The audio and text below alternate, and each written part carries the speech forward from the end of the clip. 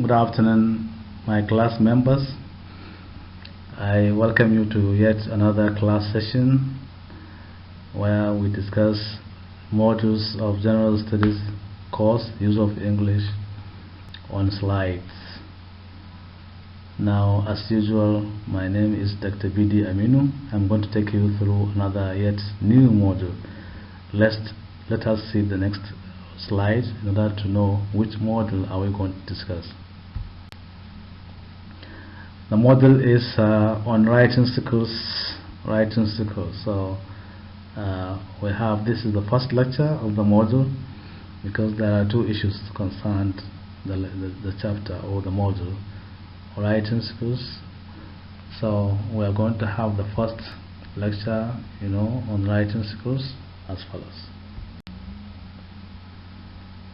Writing is very important because your ability to write well is one of the most highly prized skills that you should improve on. This is a skill developed by practice, accompanied by a thorough knowledge of grammar, punctuation, and spelling, which we use to enable other people to understand what we want to say. Grammar is the word order, or grammar is the order and style in which we arrange the words. Punctuation, on the other hand, is the method of separating or linking words, phrases, and sentences to make meaning clear or to make meaning clearer. And paragraphs are used to separate materials into topics. So three issues are involved here: the issue of grammar, knowledge of grammar, the issue of knowledge of punctuation mark, and the issue of maybe practice to write using your knowledge of grammar and punctuation marks to make your communication clearer. And writing also is developed or presented in different paragraphs. So your ability to control your paragraphs is very, very important. Now, what is writing? Writing is a type of accepted, orderly written communication. It uses words, that is, it translates sounds into readable codes or symbols, which are known as alphabets. In writing, alphabets are combined into words, and words are combined into phrases, which are then developed into clauses or sentences. The sentences are subsequently collated into paragraphs, essays, chapters, and books. So writing must aim, in order to write, your writing must aim at conveying the inner thoughts of the writer to the reader in the simplest and most understandable language, in a cogent manner, such that the reader would not misinterpret the thoughts of the writer. So you have to maybe present your writing clearer by using good word choice and separating them with appropriate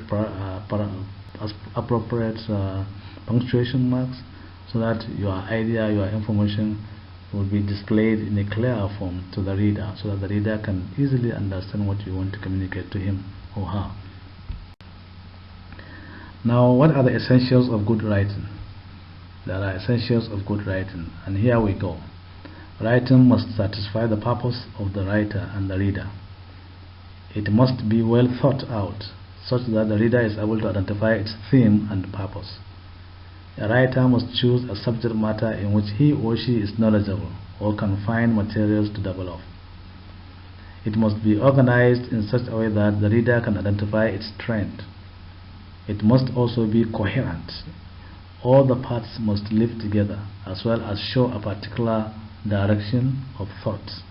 The writer must then use appropriate connective words to make the sequence clear. Now, another point: the words chosen must be sufficiently comprehensible for the reader to understand the contents of the writing. The grammatical structures must be correct. For example, use of concord, spelling of words, and correct pronunciation. Writing must be legible, especially handwritten.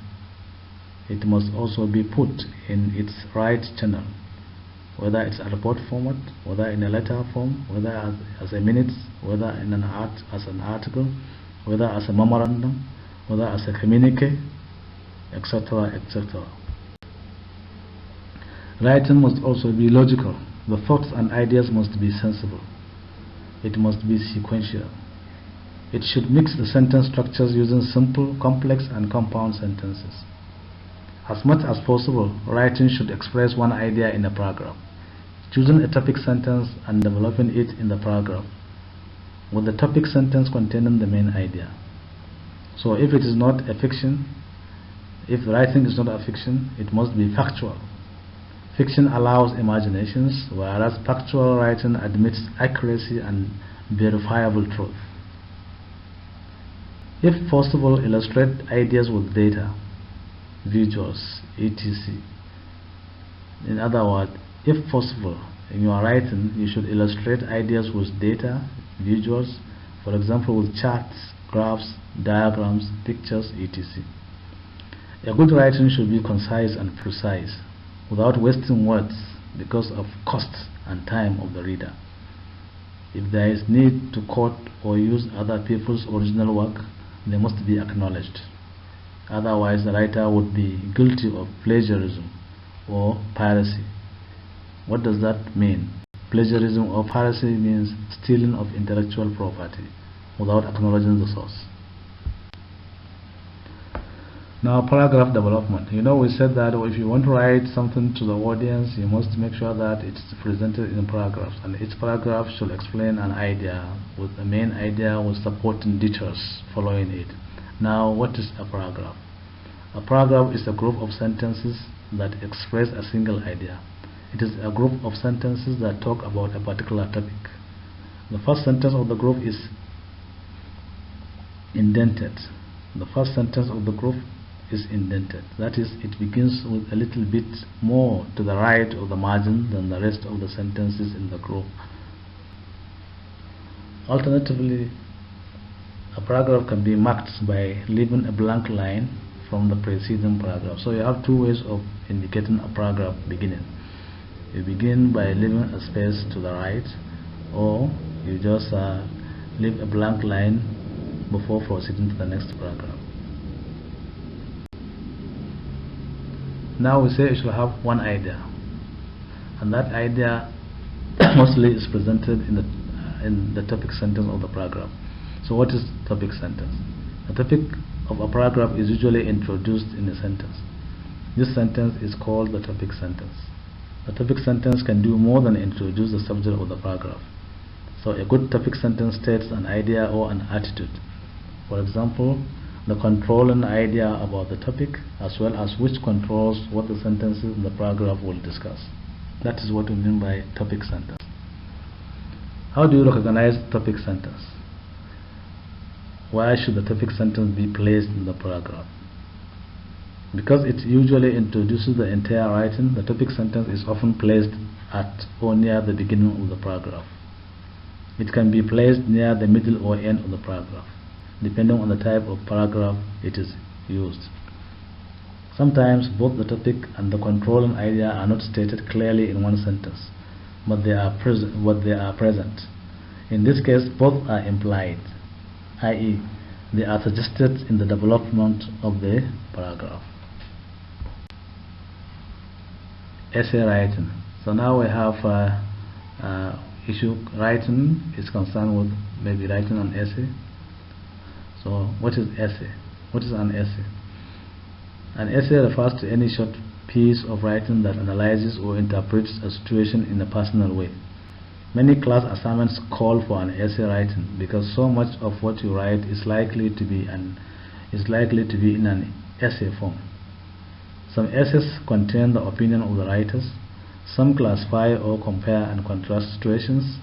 In other words, they show relationship between things or ideas. Some other essays describe a particular event, and in some others, the writer tries to convince the reader to follow a course of action. That is persuasive essay. When you try to convince someone, then it is called a persuasive essay. So essays are made up of three parts. What are these parts? Introduction, main body, and conclusion.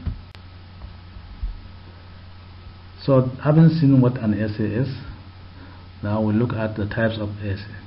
There are basically four types of essay. namely 1. Narrative essay.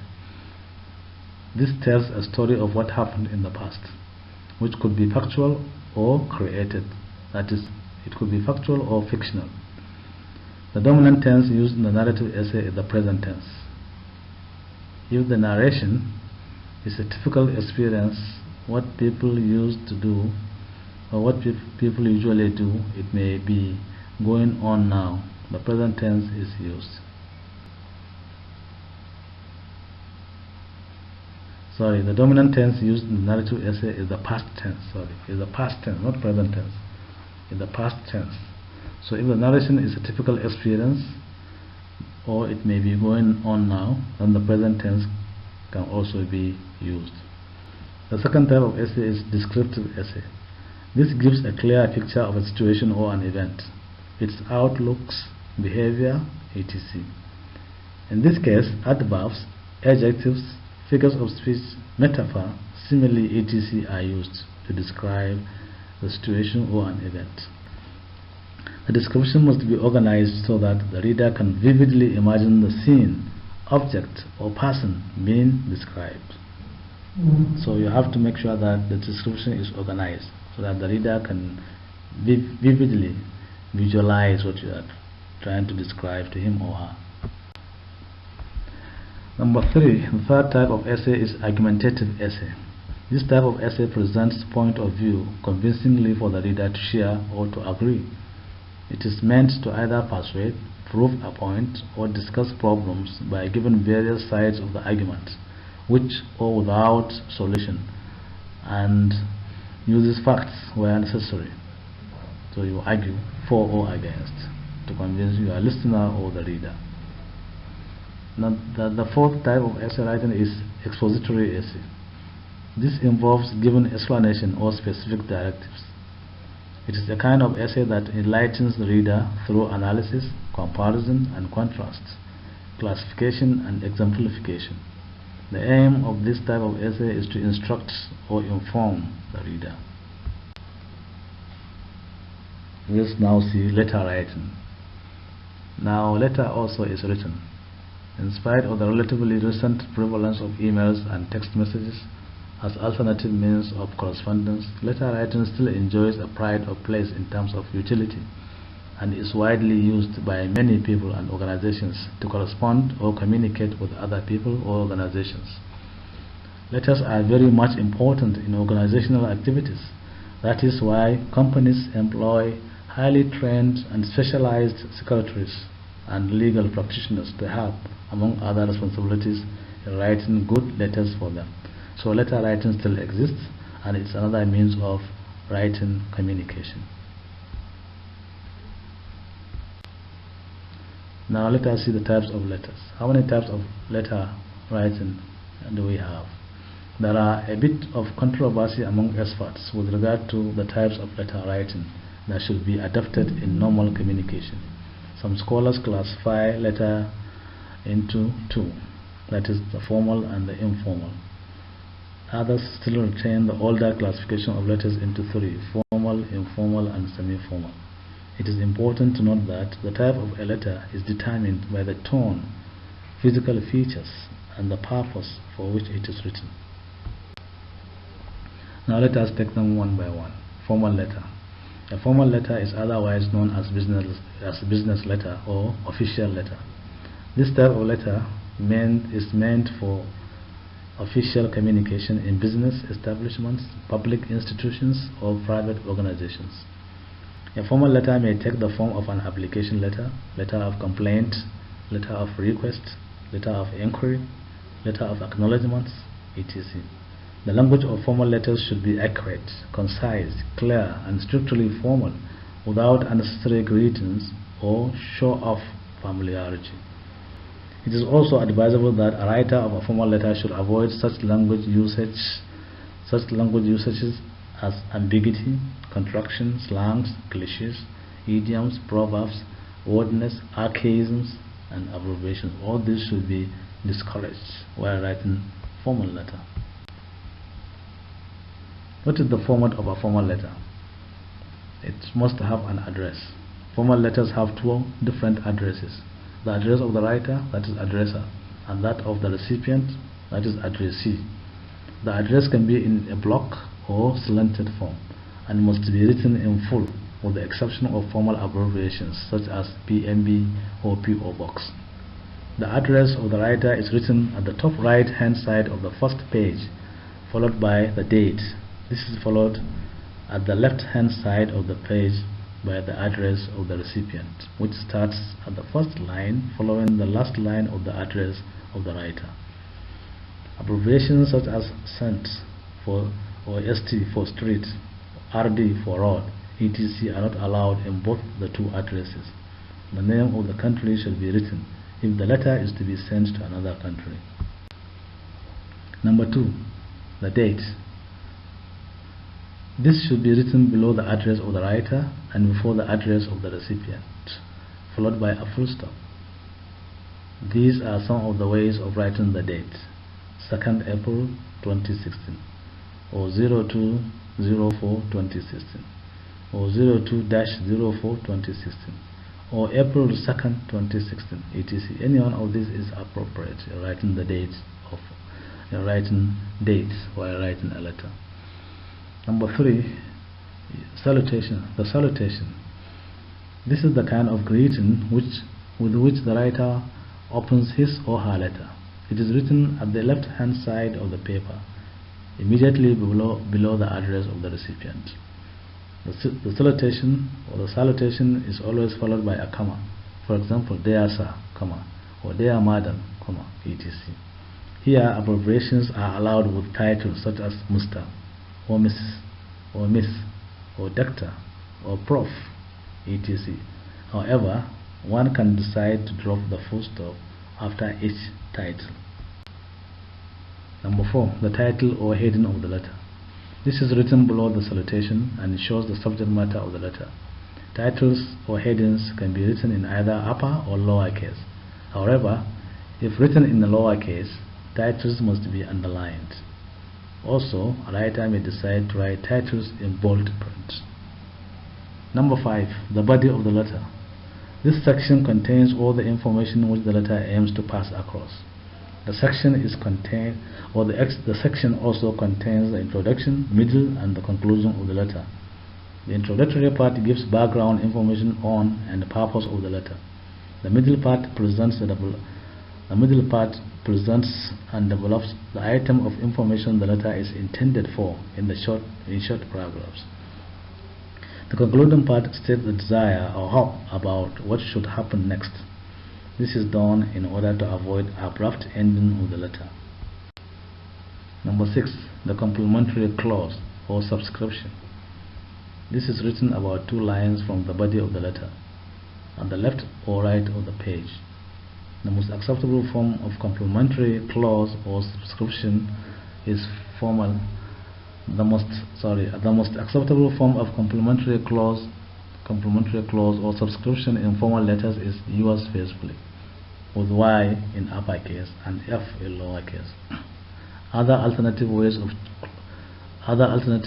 clause in formal letters include yours truly, best regards, and sincerely yours.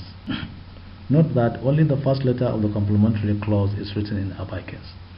A comma should be used at the end of the complementary clause before the signature and the name of the writer.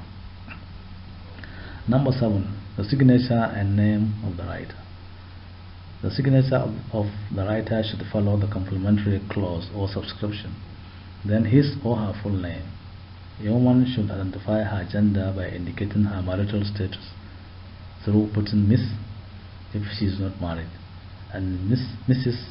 if she is married, or else Miss, which applies to both married and unmarried women. All these titles should be written in brackets after her full name.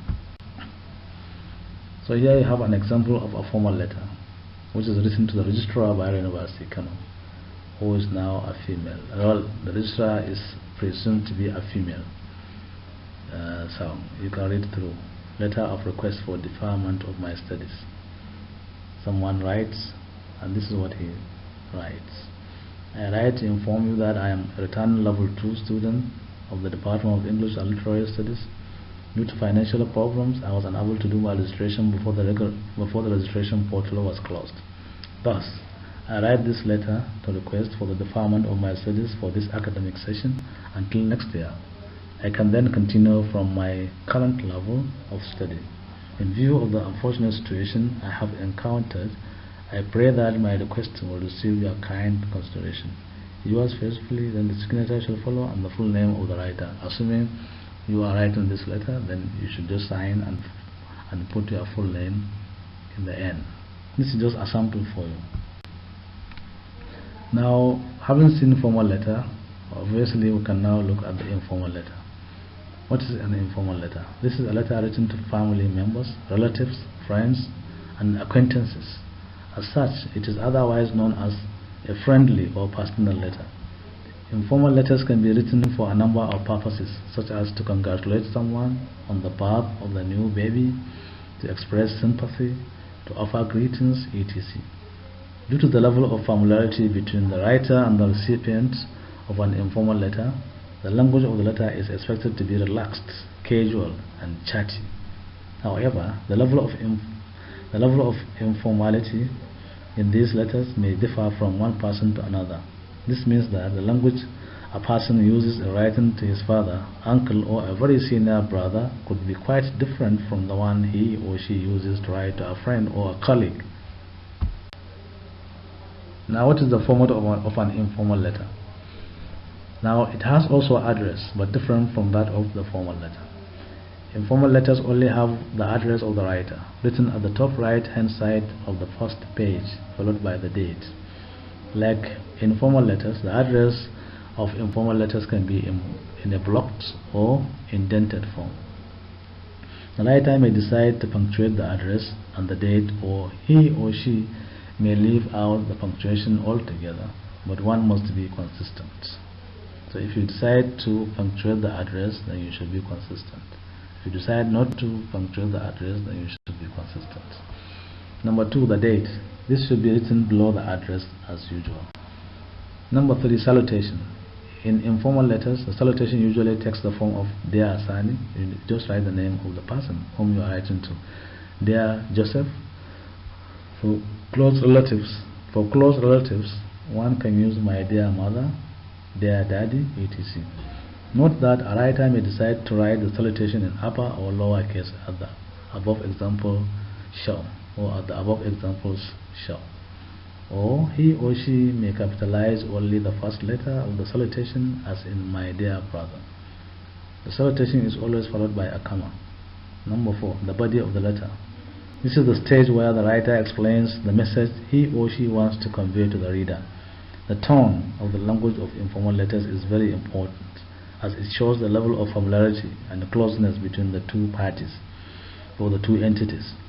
In these kinds of letters, a writer may share jokes or use idioms and slangs, because it's informal. You remember, it's not allowed in the formal letter. The language of informal letters may be used in its contracted form, such as doesn't for does not,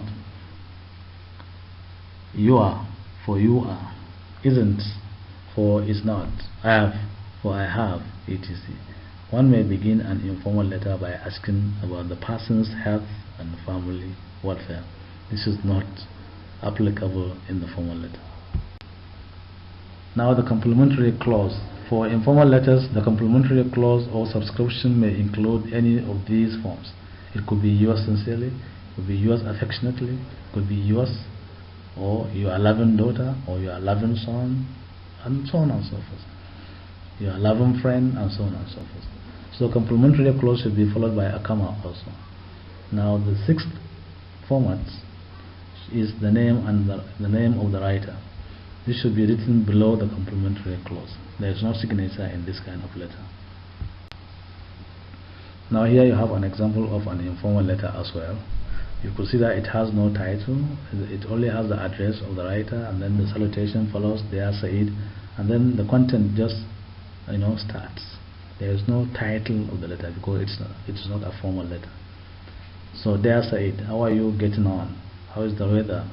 How is the weather at your new place? It is terribly hot here in Kano. I hope you are hale and hearty. The main reason for writing this letter to you is to ask about how well you have settled in your new surroundings.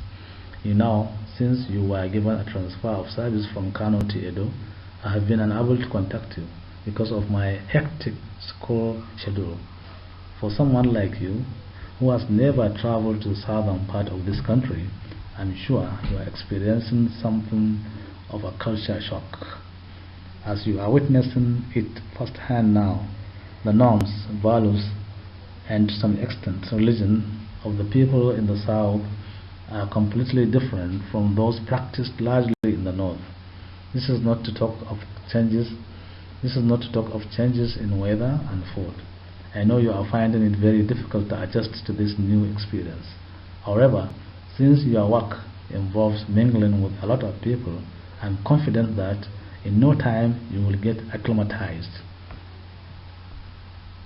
I would also want to tell you that my friend Bola had her convocation ceremony last month. It was quite a memorable occasion. Many important personalities had graced the occasion, and we snapped a lot of pictures. I am eagerly looking forward to ours next year. I know you will take some days off to attend it. Lest I forget, Ahmad and Amina asked me to extend their greetings and well wishes to you. Thanks a lot. Yours sincerely, Dawood. This is a sample of an informal letter written to a friend. Now we have semi-formal letter, as may be advocated by those who still maintain the traditional classes. What is a semi-formal letter? This is a letter which shares some characteristics of both formal and informal letters. As such, it is regarded as a letter which is neither formal nor informal. A semi-formal letter is a letter that one writes to someone he or she knows, but does not share close relationship or familiarity with. These include letters to former school head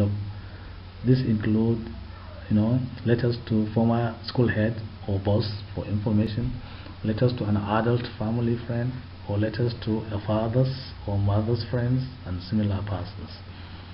This kind of letter contains only the address of the writer, followed by a salutation, "Dear Mr. Tao," or "Dear Sir," etc.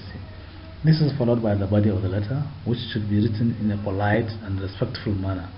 However, the language used should be too serious, to the extent that the letter looks more formal than semi-formal, because of the status of those whom you are writing to. The closing of a semi-formal may range from one formal to less formal. In other words, the closing of a semi-formal may range from more formal to less formal. Thus, the letter can be closed with "yours sincerely," "yours truly," "best regards," "cordially," etc. Finally, the writer should write his or her name in full, or his or her initials and the surname below the complimentary. This is the end of the lecture 1 on this module 4. We shall continue in lecture 2 of the module. Remember, we have just discussed about writing, its importance, and then what is expected of you to consider while writing, the etiquettes of writing and the types of writing, where we talk about essay writing, and we talk about formal letter, we talk about informal letter, and we talk about semi-formal letter, and the way they are written and the formats they are supposed to be put in for anyone who wants to carry out any of the AC's correspondence. Thank you so much. We look forward to meeting in the second part of the module 4.